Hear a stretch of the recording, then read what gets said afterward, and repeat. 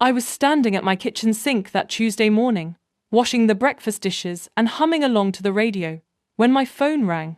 The sun was streaming through the yellow curtains Frank had helped me pick out 20 years ago, and I remember thinking it was going to be a beautiful day. I dried my hands on my apron and picked up the phone, smiling when I saw Trevor's name on the screen. "Good morning, sweetheart," I said, already feeling that warm flutter in my chest that came whenever my son called. But the voice that came through wasn't warm at all. "Mum, I don't have much time," Trevor said, his words clipped and rushed.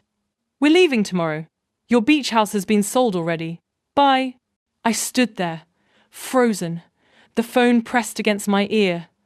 The words didn't make sense. They were English words I knew, but together they sounded like nonsense. "Wait, what? Trevor, what are you—" Then I heard her. Vanessa's voice in the background, high and bright with laughter. That particular giggle she did when she was pleased with herself. My hand started shaking.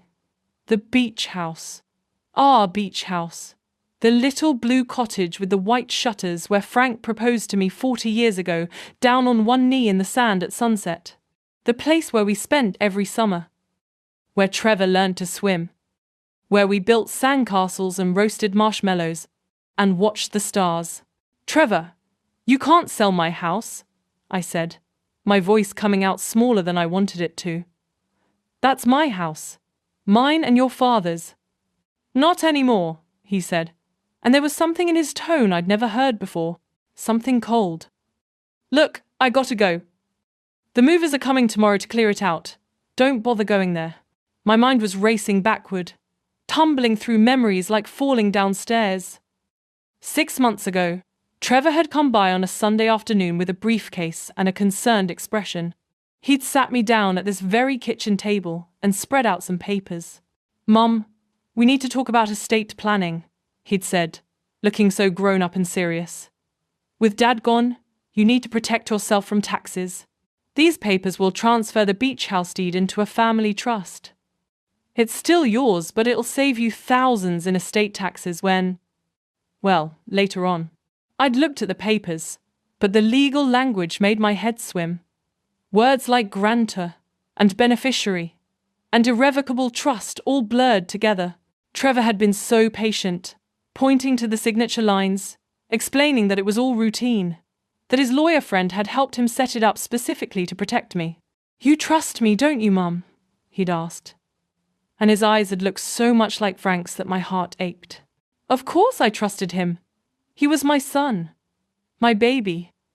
So I'd signed where he pointed, and he'd hugged me and promised to take me to lunch next week, except next week never came. He was always too busy. Now, standing in my kitchen with the phone in my hand, I felt something crack open inside my chest. Trevor had lied to me. Those papers hadn't protected me at all. They'd stolen from me. "Trevor," I said, and I heard Vanessa's voice again in the background, closer now. "Is that her? Let me talk to her." Then Vanessa was on the phone, and her voice dripped with fake sweetness. "Hi, Dorothy. Sorry about the short notice, but you know how real estate moves. These opportunities don't wait." "Vanessa," I said slowly, "what have you done?" "What have we done?" She laughed, and this time there was no attempt to hide the edge in it. "We've made a smart business decision. That old shack was just sitting there, collecting dust and costing money in property taxes.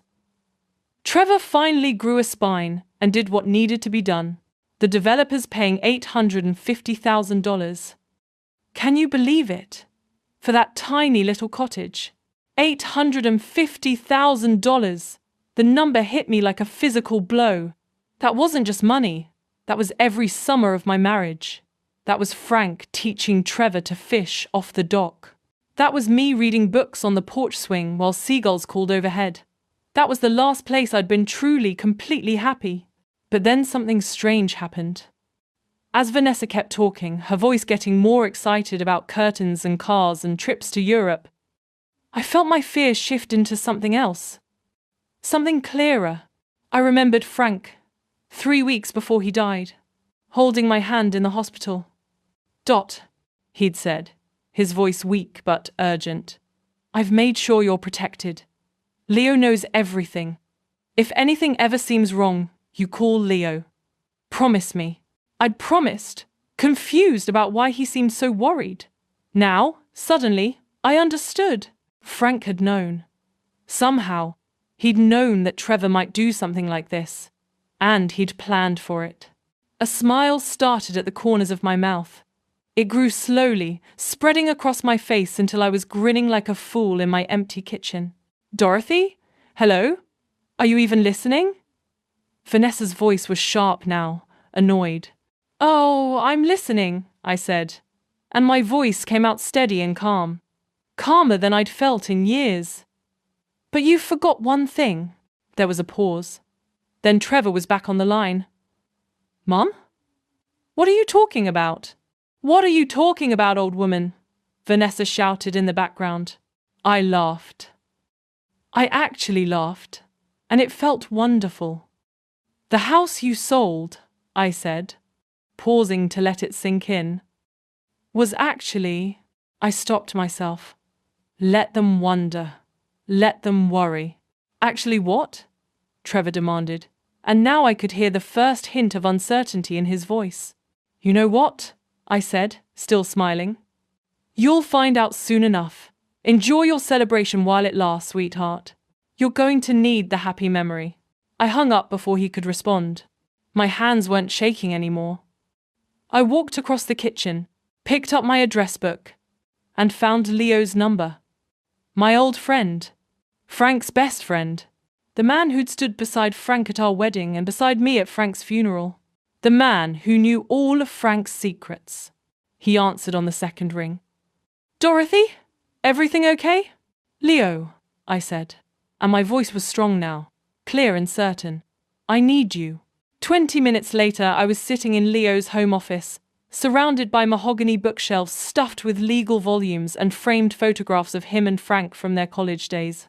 Leo had cleared his entire afternoon the moment he heard my voice on the phone. Now he sat across from me, his reading glasses perched on his nose, examining the papers I'd brought with shaking hands. "That little," Leo muttered, then caught himself. "Sorry, Dot, but this is exactly what Frank was afraid of." I watched his face as he read through the documents Trevor had given me 6 months ago. Leo's jaw got tighter with each page he turned. His finger traced lines of text, and occasionally he'd grunt or shake his head. The clock on his wall ticked loudly in the silence. "Tell me," I said quietly. "Tell me what Trevor did." Leo took off his glasses and rubbed his eyes. He looked older suddenly, tired. "He transferred the beach house into his name, completely. You don't own it anymore, Dot. Haven't owned it since you signed these papers." The words should have hurt more than they did, but I'd already guessed as much. "And he sold it? For $850,000 to a developer named Hamilton. Guy owns half the coastline already, tearing down family cottages and putting up luxury condos." Leo picked up his phone and started scrolling through something. "The sale closes in 48 hours. Once that happens, the money goes to Trevor, and your cottage gets demolished within the month." I felt tears prick my eyes, but I blinked them back. Frank knew Trevor would do this. "Not exactly this," Leo said carefully, but Frank saw changes in Trevor after he met Vanessa. "Your son started talking about money differently, asking questions about your assets, about property values. It worried Frank. Broke his heart, actually. Why didn't he tell me?" "Because you loved Trevor. Love him. Frank didn't want to put that poison in your mind if he was wrong." Leo stood up and walked to his filing cabinet. "But he also didn't want to leave you unprotected if he was right." He pulled out a thick folder with my name on it and returned to his desk. Inside were documents I'd never seen before. Property records, trust agreements, maps of the coastline. "What is all this?" I asked. Leo spread out a survey map across his desk. It showed the beach house property outlined in blue, but next to it, outlined in red, was another parcel of land. A narrow strip that ran along the eastern edge of the beach house lot. "This," Leo said, tapping the red section, "is what Trevor forgot about, because he never knew it existed." I leaned forward, studying the map. The red parcel was small, maybe 20 feet wide, but it ran the entire length of the property. I don't understand. What is that? That's the access road to your beach house. The only access road. It's also where all the utility lines run. Electric, water, sewage, everything. Leo's expression was grim but satisfied. Without this land, the beach house is landlocked. Worthless for development. You can't tear it down and build condos if you can't get construction equipment to the site. You can't sell luxury homes if they don't have running water or electricity. My heart started beating faster. And who owns this land? Frank bought it 32 years ago, before Trevor was even born. He put it in a trust with me as the trustee. Leo pulled out another document. The trust has very specific terms. The land can never be sold. It can only be transferred to Trevor if he proves himself trustworthy and responsible. Otherwise, upon your death, it goes to the Coastal Heritage Preservation Fund. I stared at the papers, at Frank's signature at the bottom, dated just 3 months before he died. He updated this recently. He added a clause, Leo said softly. If Trevor ever defrauded you or tried to steal from you, the land would immediately transfer to the charity. No second chances. And selling my house without my real consent counts as fraud. Yes. Leo picked up his phone again. I need to make some calls. This developer needs to know what he's buying. Or rather, what he's not buying.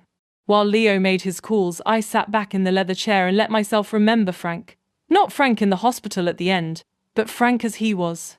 Strong and steady and always thinking 3 steps ahead. He'd been an engineer, brilliant with numbers and plans. He'd built our whole life with the same careful attention to detail he brought to his bridges and buildings. He'd built protection for me too, knowing I'd need it. Leo's voice pulled me back to the present. He was talking to someone named Hamilton. His tone professional but firm. Yes, Mr. Hamilton. I understand you've invested significant capital. That's exactly why we need to meet. There's a complication with the property access rights. No, this can't wait. My office. Tomorrow morning at 9. Trust me, you'll want to hear this before that sale closes. He hung up and looked at me. Hamilton's coming in tomorrow. When he finds out the property's worthless without the access land, he's going to lose his mind. And then he's going to come after Trevor for misrepresentation. Trevor doesn't have the money anymore, does he? I asked. Though I already knew the answer. Vanessa spent it. From what you told me about her excitement on the phone, I'd bet most of it's already gone. New car, furniture, vacation plans. Leo shook his head. Trevor's going to be facing a lawsuit he can't pay, for money he doesn't have, over a property he never really owned. I should have felt happy. Vindicated. But mostly I just felt sad. Sad for the little boy who used to bring me dandelions from the yard. Sad for the teenager who cried at his father's funeral. Sad for the man who'd let greed and a manipulative woman turn him into someone I didn't recognize. What happens now? I asked. Now? Leo smiled, but it wasn't a kind smile. Now Trevor learns what his father tried to teach him. Actions have consequences, and family isn't something you sell for cash. The next morning, I was back in Leo's office, sitting in the corner like a ghost while Mr. Hamilton stormed in at exactly 9 o'clock. He was a big man, expensive suit, gold watch that probably cost more than my car. His face was red even before he started talking. This better be important, Patterson, Hamilton growled, dropping his briefcase on Leo's desk with a thud. I've got a closing in 2 days and 3 other deals backing up behind it. Leo didn't stand up. Didn't offer to shake hands. He just gestured to the chair across from him and slid the survey map across the desk. You might want to sit down for this, Leo said calmly. Hamilton glanced at the map, then at Leo, then back at the map. I watched his eyes move across the red outlined parcel, saw the exact moment understanding started to dawn. His face went from red to pale to purple. What am I looking at? He asked. But his voice had changed. It wasn't loud anymore. That's the only access road to the property you just bought. Leo explained. It's also where every utility line runs. Power, water, sewage, all of it crosses this parcel. And? Hamilton's hands were gripping the edge of the desk now. And you don't own it. Can't own it. It's held in an irrevocable trust that prohibits sale under any circumstances. Leo leaned back in his chair. Without this land, your property is landlocked.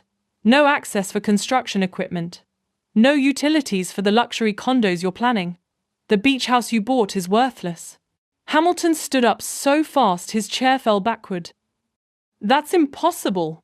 My team did a full title search. There was nothing about adjacent parcels or access issues. The trust was set up 32 years ago under a different LLC name. Easy to miss if you're not looking carefully. Leo's voice was still calm, almost bored. But it's there. Legal and binding. Hamilton grabbed his phone and started barking orders at someone. I could hear a woman's voice on the other end, panicked, promising to pull all the records immediately.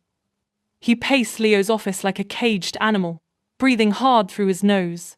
This is fraud, Hamilton said, spinning to face Leo.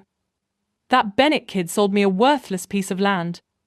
He had to know about this. I don't think he did, Leo said, glancing at me. I think he assumed the beach house was a complete property. He never checked the full records. He just saw an opportunity and took it. Hamilton's face went through several expressions before settling on rage. I paid $850,000. The closing is in 2 days. Then I'd suggest you cancel the closing, Leo said.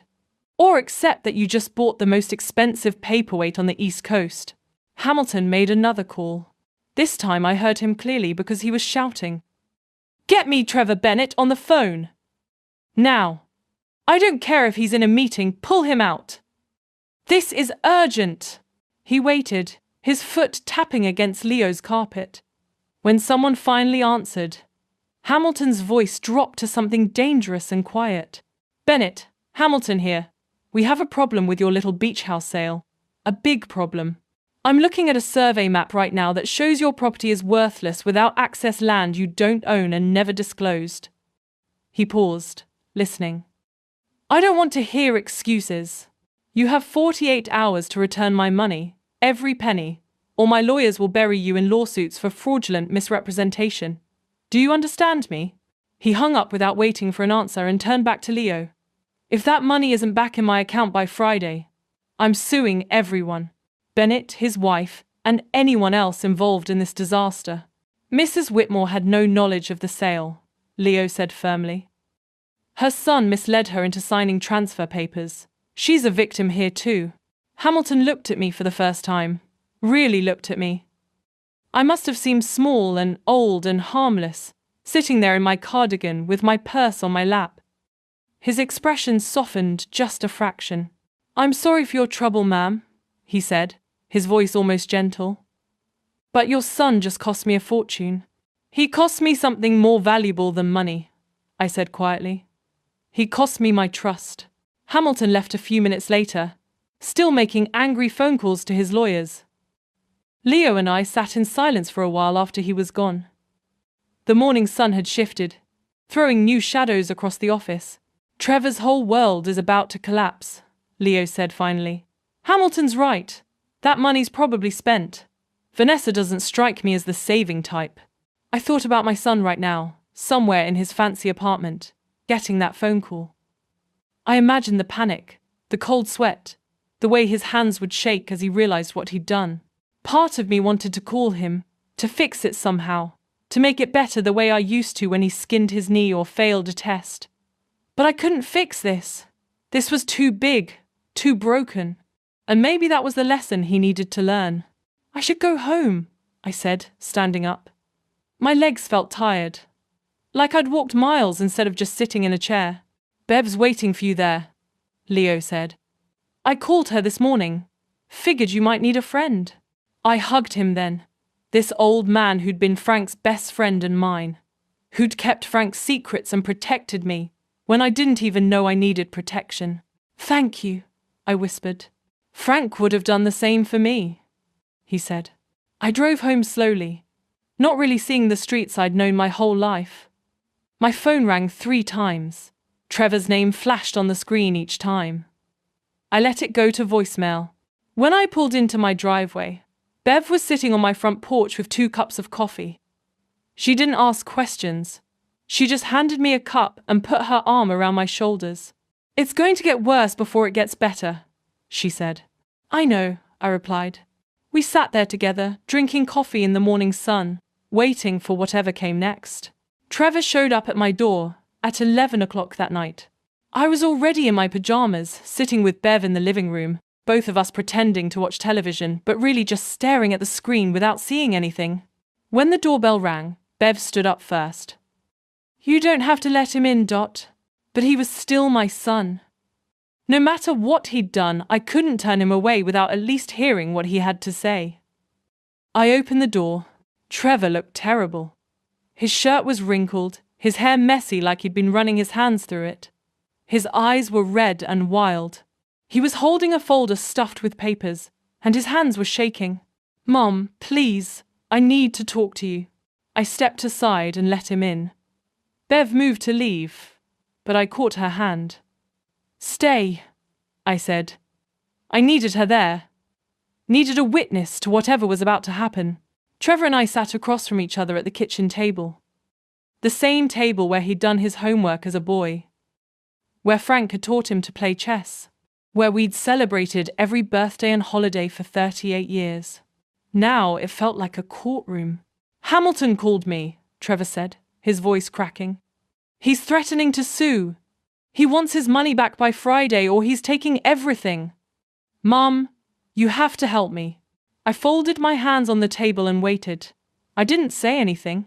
"It was all a misunderstanding," Trevor continued, the words tumbling out fast. "I was trying to help you. The beach house was just sitting there, costing money in taxes. I thought if I sold it, I could invest the money for you, make it grow. I was going to give you most of it back, I swear." Still, I said nothing. Trevor's face shifted, and I saw anger flash across it. "This is Vanessa's fault. She pushed me into this. She kept saying we deserved to live better, that you were being selfish keeping all that property when we were struggling. She made me do it." "Did she forge my signature?" I asked quietly. "What?" "No, but did she force your hand to move when you signed the transfer papers?" "Mum, that's not fair. You don't understand the pressure I was under." "Then help me understand," I said. "Explain to me how stealing your mother's house is somehow my fault or your wife's fault or anyone's fault but yours." Trevor's face crumpled. He put his head in his hands, and his shoulders started shaking. When he looked up, tears were running down his face. "I'm in trouble, Mum. Real trouble. The money's gone. Vanessa spent it on a car and furniture, and she booked this vacation to Italy. I tried to stop her, but she said we deserved it. And now Hamilton wants it all back, and I don't have it. I'll lose everything. My business, my reputation, everything." "You'll lose your freedom too," Bev said from the doorway. "What you did is called fraud. That's a crime." Trevor turned to her, his face desperate. "Mum, please. You have to sign over that access land. If I can give Hamilton a complete property, he might drop the lawsuit. Please, I'm begging you." I looked at my son, this man I'd raised and loved and sacrificed for. I remembered him at 5 years old, bringing me flowers he'd picked from the neighbor's garden. At 10, reading to me from his favorite books. At 15, crying when his first girlfriend broke his heart. At 25, walking across the stage to get his college diploma, while Frank and I cheered in the crowd. Where had that boy gone? When had he turned into this stranger who could look me in the eye and steal from me? "When you called me yesterday," I said slowly, "and told me you'd sold my house, did you feel anything? Any guilt? Any sadness at all?" Trevor opened his mouth, then closed it. The silence that followed was my answer. "Your father knew this might happen," I said. "He saw you changing after you met Vanessa. Saw you getting greedy, talking about money all the time, caring less about family and more about what you could inherit. It broke his heart. Dad wouldn't want you to destroy me over this, Trevor said desperately. Your father created that trust specifically to protect me from you, I replied, and my voice was steady even though my heart was breaking. He set it up so that if you ever tried to defraud me or steal from me, you'd lose everything. Not as punishment, but as protection. For both of us. I pulled out the trust documents Leo had given me and spread them on the table. Trevor stared at them like they were written in a foreign language. The access land transfers to charity the moment you commit fraud against me. Selling my house without my real consent counts as fraud. I tapped the papers. This was your father's last gift to you, Trevor. A consequence big enough to maybe wake you up before you destroyed yourself completely. You're going to let Hamilton sue me? Let me go to jail? I'm going to let you face what you've done, I said. Because I love you too much to save you from this. If I sign over that land, if I bail you out, what will you learn? That you can steal from your own mother and get away with it? That there's always someone to clean up your messes? Trevor stood up so fast his chair scraped against the floor. I'm your son! How can you do this to me? I'm your mother, I said, standing to face him. And the best thing I can do for you right now is let you fall. Maybe when you hit bottom, you'll finally understand what you've thrown away. Vanessa was right about you, Trevor spat. You're a selfish, vindictive old woman. The words stung, but I didn't let him see it hurt.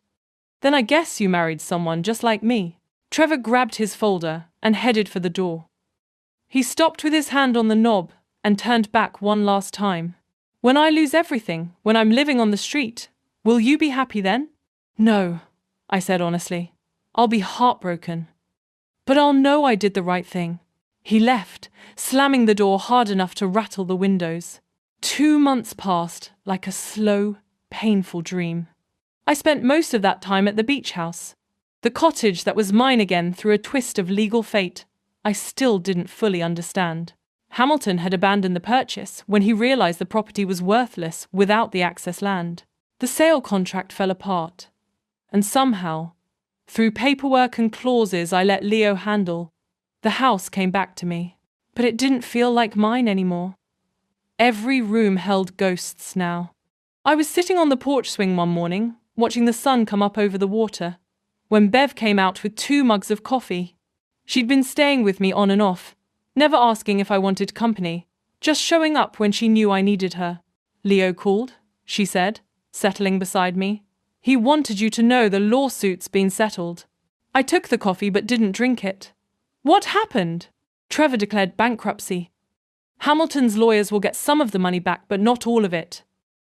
The car got repossessed. The fancy furniture too. Bev paused. Vanessa filed for divorce 6 weeks ago. Left him the day she realized there was nothing left to take. I should have felt something. Satisfaction maybe, or vindication. Instead, I just felt empty and tired. Where is he now? Living in a studio apartment in the old part of town. Working as a salesman at Murphy's car dealership. The owner felt sorry for him. Gave him a job. Bev watched my face carefully. Leo says he's been going to therapy. Court-ordered at first, but he's still going even though he doesn't have to anymore. I nodded and sipped my coffee. It had gone cold. Over the next few weeks, I made some decisions. Mr. Hamilton, despite everything, had reached out through Leo with an interesting proposal. He knew a conservation group looking to protect coastline from development. They wanted to buy the beach house and the access land together, turn it all into a protected preserve. They'd keep the cottage standing as a historical landmark, a place where families could visit and learn about coastal ecology. The offer was fair, more than fair, and something about it felt right. Frank would have liked knowing that our little piece of heaven would be preserved, protected, shared with others instead of torn down for profit. I accepted. Used part of the money to set up a scholarship fund in Frank's name for students studying environmental conservation. Donated the rest to various charities. Kept only enough to live comfortably, which wasn't much. I'd never needed much anyway. The Coastal Heritage Preservation Fund, now holding the access land, worked with the conservation group to turn the area into something beautiful. something meaningful, something that would outlast all of us. I visited the cottage one last time before the transfer became final. Walked through every room, touching the walls, remembering. Frank reading the newspaper at the kitchen table. Trevor, small and sunburned, sleeping on the couch after a long day at the beach. The three of us playing cards on rainy afternoons, laughing until our sides hurt. Those memories were mine to keep. Nobody could sell those. Nobody could take them away. When I got home that evening, there was a letter in my mailbox. No return address, but I recognized Trevor's handwriting on the envelope. My hands shook as I opened it. The letter was long. Pages and pages in his cramped, messy writing. I made myself read every word. He didn't make excuses, didn't blame Vanessa or stress or anything else. He took responsibility for what he'd done, laid it out in painful detail. He wrote about hitting bottom, about sitting in his empty apartment after Vanessa left, realizing he'd traded everything that mattered for money that was already gone. He wrote about therapy, about learning words like narcissism and entitlement and enmeshment, about understanding how he'd stopped seeing me as his mother and started seeing me as an obstacle to what he felt he deserved.